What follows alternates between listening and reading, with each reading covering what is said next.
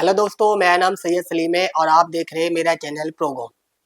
आज हम डिस्कस करेंगे लाइव प्रोजेक्ट पे आईटी इंडस्ट्री में ये कैसे बनते हैं। लाइव प्रोजेक्ट को हम तीन मेजर टॉपिक में डिवाइड करेंगे: टीम मेंबर, प्रोजेक्ट का रिव्यू और वर्क फ्लो। दोस्तों, अगर आपने मेरी last video how to make new project नहीं देखी तो उसे जरूर देखें, क्योंकि ये वीडियो उसी का कंटिन्यू पार्ट है। और वीडियो के एंड में मैं आपको कुछ मेजर टिप दूंगा जो आपको नॉर्मल डेवलपर से प्रोफेशनल डेवलपर बनने में हेल्प करेंगे।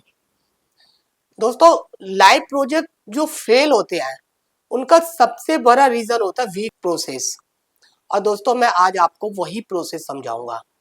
दोस्तों, आते हैं हमारे सबसे पहले टॉपिक टीम मेंबर पे। दोस्तों, जब हम किसी बड़े प्रोजेक्ट में काम करते हैं, चाहे वो लाइव हो या वो न्यू प्रोजेक्ट हो, दोस्तों सबसे पहला काम होता है टीम स्ट्रक्चर डिसाइड करना। और जो बड़ी बड़ी आईटी कंपनियां होती है वो बिना टीम स्ट्रक्चर के प्रोजेक्ट स्टार्ट नहीं करती हैं। और हमारी टीम में 5 पिलर होते हैं। सबसे पहले आते हैं यूआई यूएक्स डिजाइनर। दोस्तों, इनका जो मेन रोल होता है वो होता है डिजाइन से रिलेटेड, जैसे प्रोजेक्ट का कंप्लीट यूआई यूएक्स करना, प्रोजेक्ट में जितनी भी स्क्रीन है हर स्क्रीन पे फोकस करना। इसके लिए ये फिग्मा और फोटोशॉप जैसे सॉफ्टवेयर को यूज करते हैं। और दोस्तों, जब तक डिजाइन अप्रूव नहीं होता तब तक कोडिंग स्टार्ट नहीं होती है। अगर ऐसा करेंगे तो प्रोजेक्ट 100% रीवर्क में जाएगा। फिर आते हैं फ्रंट एंड डेवलपर। दोस्तों, फ्रंट एंड डेवलपर जो होते हैं, जो यूआई यूएक्स अप्रूव्ड होता है उसका वो कोड में कन्वर्ट करते हैं। साथ में जितने भी डिवाइसेस है, स्क्रीन सीन्स है, जैसे रिस्पॉन्सिवनेस हो गया या ब्राउजर सपोर्ट हो गया, इन सारी चीजों पे भी ये फोकस करते हैं। दोस्तों, फ्रंट एंड डेवलपर अपना काम तब तक कंप्लीट नहीं मानते जब तक design pixel to pixel match ना हो और एपीआई इंटीग्रेशन स्टेबल ना हो। फिर आते हैं बैक एंड डेवलपर। ये प्रोजेक्ट के बैकबोन होते हैं। दोस्तों, जो बड़े प्रोजेक्ट होते हैं ना, इसमें 60 से 70% लॉजिक बैकएंड पे ही होते हैं। दोस्तों, बैकएंड डेवलपर का जो मेन रोल है वो है डाटाबेस स्ट्रक्चर और डिजाइन करना। इसके लिए वो मोंगोडीबी और माइस्क्यूएल जैसे डाटाबेस को यूज करते हैं। साथ ही ये API integration, authentication, roles, permission, security जैसी चीजों पे भी फोकस करते हैं। दोस्तों, अगर किसी प्रोजेक्ट में ओल्ड डाटा होता है तो ये डाटाबेस माइग्रेशन भी करते हैं। और दोस्तों, अगर बैकएंड वीक है तो पूरी टीम सफर करेगी। फिर आते हैं दोस्तों टेस्टर। टेस्टर का काम सिर्फ बग निकालना नहीं होता है। टेस्टर प्रोजेक्ट को as a user, as a developer, as a hacker बन के चेक करेगा। और दोस्तों, मोस्टली कंपनी में टेस्टर का रोल सीनियर डेवलपर को असाइन किया जाता है। दोस्तों, अगर किसी प्रोजेक्ट में टेस्टर नहीं है तो वो प्रोजेक्ट डेंजर जोन में होगा। इसके बाद आते हैं प्रोजेक्ट मैनेजर। दोस्तों, प्रोजेक्ट मैनेजर का रोल अपने आप में बहुत ही अहम होता है। टीम और क्लाइंट के बीच में ब्रिज बनाना, टाइमलाइन, वर्क स्कोप को कंट्रोल करना, और मेन जो होता है इनका क्लाइंट के साथ कोऑर्डिनेशन करना। दोस्तों, क्लाइंट के साथ जितनी भी डील होती है, जैसे टाइमलाइन को मैनेज करना है क्लाइंट के साथ, या फिर वीकली रिपोर्ट देना, इन सारी चीजों पे ये क्लाइंट के साथ डिस्कस करते हैं या कम्युनिकेशन करते हैं और फिर प्रोजेक्ट को ये आगे बढ़ाते हैं। और सारे जो भी डील होते हैं क्लाइंट की, वो प्रोजेक्ट मैनेजर से ही होती है।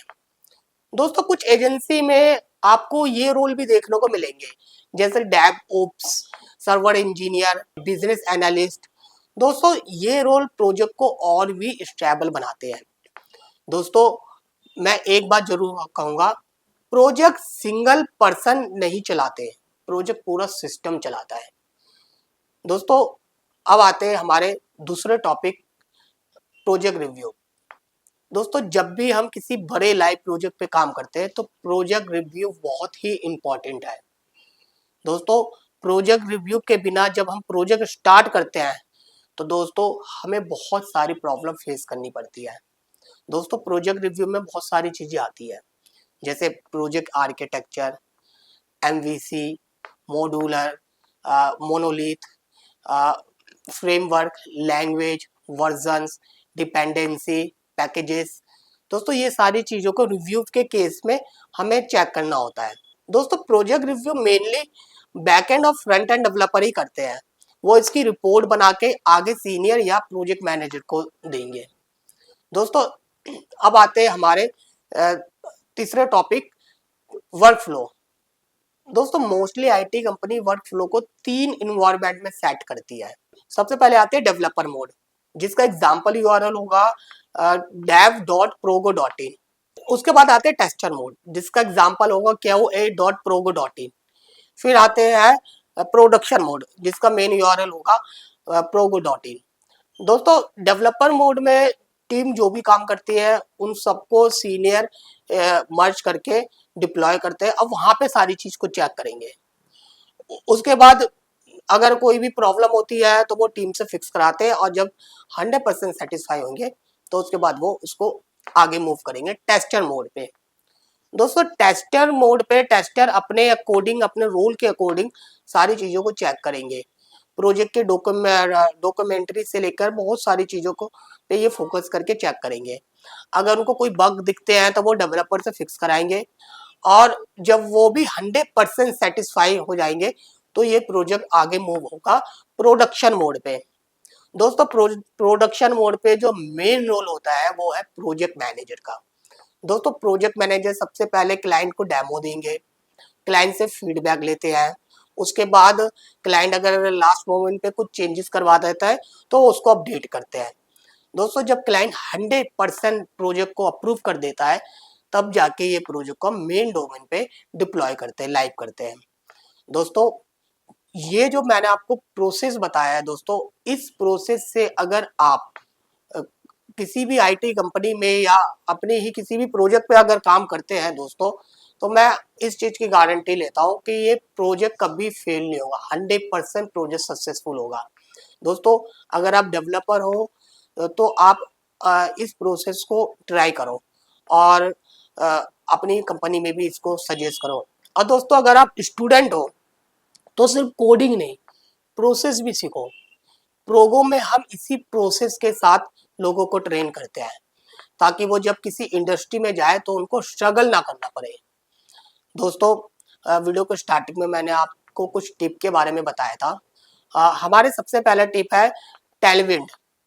दोस्तों टेलविंड सीएसएस का फ्रेमवर्क है, और ये यूआई यूएक्स कंपोनेंट को डिजाइन करता है। सेकंड आते हैं स्टोरी बुक। दोस्तों story book UI UX component को अलग इन्वायरमेंट में सेट करके उसको रन करता है। इसके बाद आते हैं क्यू सिस्टम। दोस्तों जितने भी बड़े टास्क होते हैं क्यू सिस्टम उसको बैकग्राउंड में रन करता है, जैसे मेल, वीडियो प्रोसेसिंग, नोटिफिकेशन। दोस्तों जो बड़े प्रोजेक्ट होते हैं उसमें क्यू सिस्टम बहुत ही ज्यादा इंपॉर्टेंट है।